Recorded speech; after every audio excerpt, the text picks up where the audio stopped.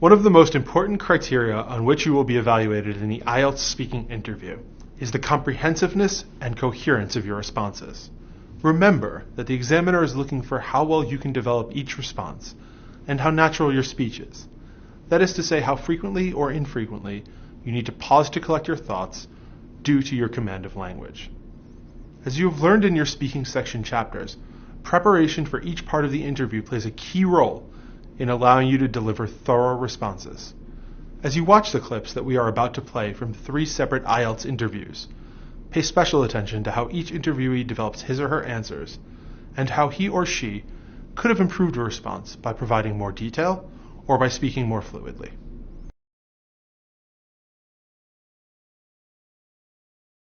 I'd like to begin by asking you questions about your education. What is the education system like in your country? Our education system is pretty much the same in the US or UK. So 6 years elementary school, 3 years junior high, and 3 years high school, and 4 years college. Okay. And what kind of school did you go to as a child? What kind of school? Just regular school. Okay. Why? Why? There's no a choice. Like as I mentioned before, my town is small, so there's just everybody goes to the same school. Okay. What was your favorite subject as a child? I love art. Okay. Why? Why? Because actually my father also majored in arts, and he was a designer, and then he taught me a lot of drawing techniques. That's my love.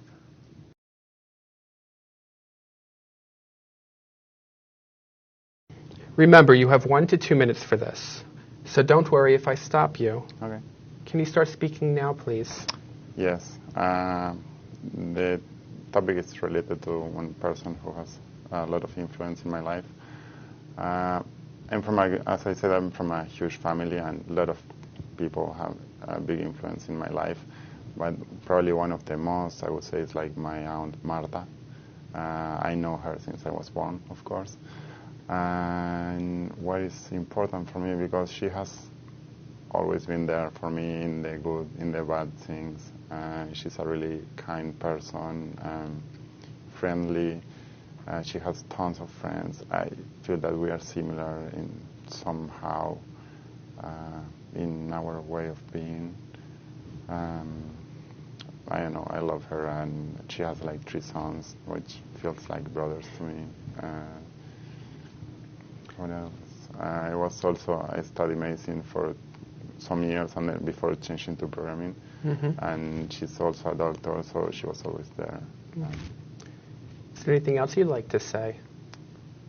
Not really. Okay. With that.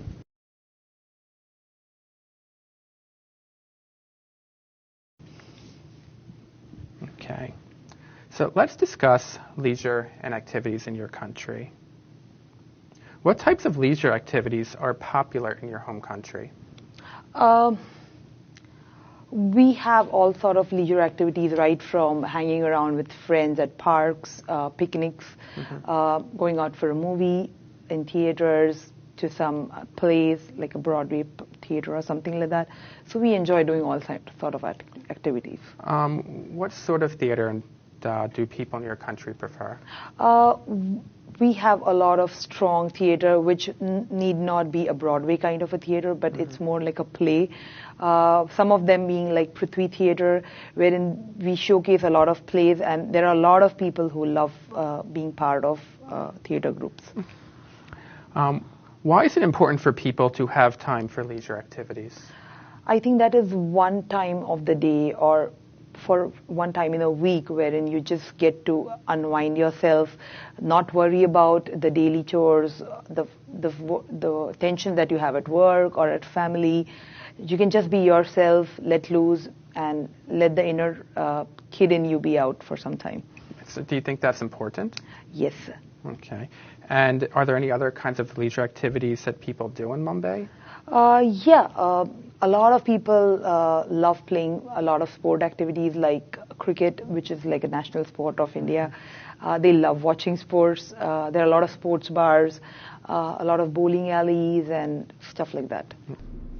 In the first interview clip, which shows us part 1 of Jiro's interview, we can see that Jiro often paraphrased the examiner's question in order to give himself time to think, such as when he begins his response to the question, "What type of school did you go to as a child?" by saying, "What kind of school?"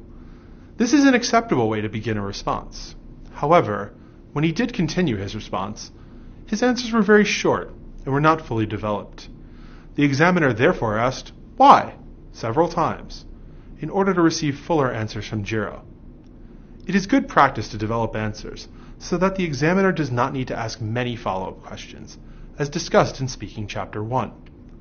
If you need to practice making your responses more comprehensive, we recommend recording yourself responding to sample prompts, such as the ones in your book, and evaluating the length and content of each answer to determine where you can add content in order to raise your score. Now, compare Jiro's response with what you saw in Martin's Part 2 interview clip. What you did not see in the clip is that it took Martin 22 seconds to begin making notes after he was given his cue card, and he only spent 12 seconds making notes. Martin then indicated after 50 seconds that he was ready to begin speaking. This caused the examiner to ask if he was certain, a sign that Martin would have achieved a better result had he prepared his notes further. In practice and on test day, use all of the time available to you to write notes and prepare your responses.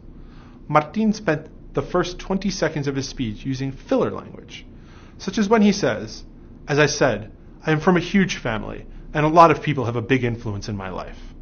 Prior to saying this, he also repeats the topic, which is unnecessary. It's important to note that this filler language is unscorable. The quicker you begin addressing the topic asked, the better. Next, note that Martin stopped speaking after only 1 minute and 5 seconds, which caused the examiner to confirm that he had in fact finished.